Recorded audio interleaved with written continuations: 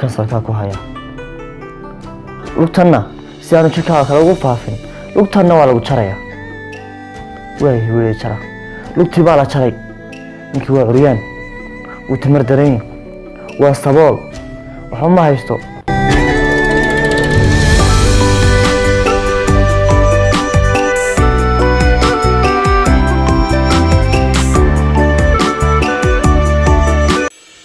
isagoo curyaan biro ku boodaya ayuu shaqo tagi jiray uu qoyskiisa ka farxin jiray doonay inuu ka farxiyo laakiin aanay qoyskiisa ku farxin caruurta ku farxaan siibahan inan tayar inan baa u dhashay gabadhu inantu aad buu jeclay aabaheed ilaa uu imaado xitaa may cashayn jirin ilaa uu imaado may qadayn jirin subaxii markuu baxay ilaa la soo quraacta mooyaane muu bixi jirin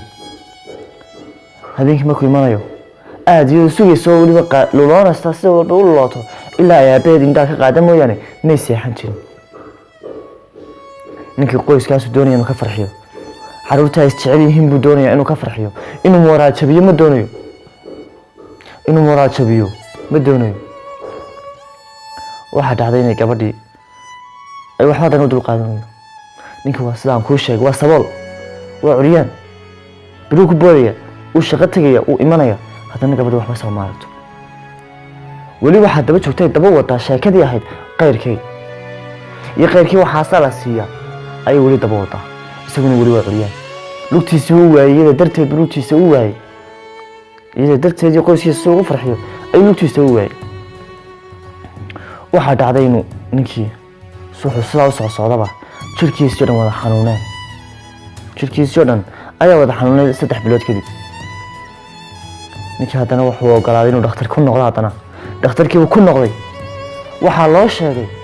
xanuunkii kansarka ahaa ee lugtiisa loo jarayay inuu ka hor jirkiisa dhan ku faafay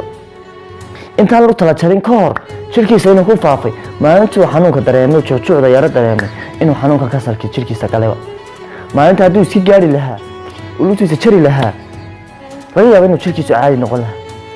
uu maanta fiicnaan lahaa laakiin waxaa ku dhacday inuu maalintaas samray oo uu 2 sano weliba sii joogay 2 sano jirkiisa xanuunkiiba ku wada faafay waxaana loo sheegay maanta inuu u dhimanayo oo xanuunka inuu ka kaxay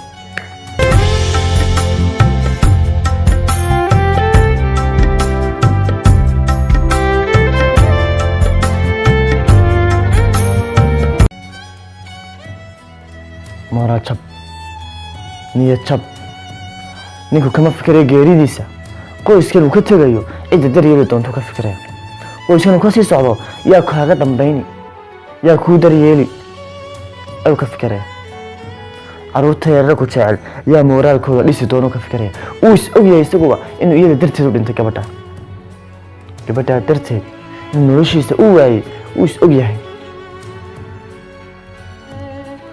waayo maanta haddii ay gabadha u daryeeli lahayd lacagtiisa 20 kuna keenad maalinba 5 kun u dhigi lahayd bishii markay isu gaadho wax uu ku farxo u keeni lahayd haddii la garab taagnaan lahayd farxad haddii la garab taagnaan lahayd horumar iyo talooyin ninkani taajir buu noqon lahaa martabad heerka ugu sareysa taagan ayuu noqon lahaa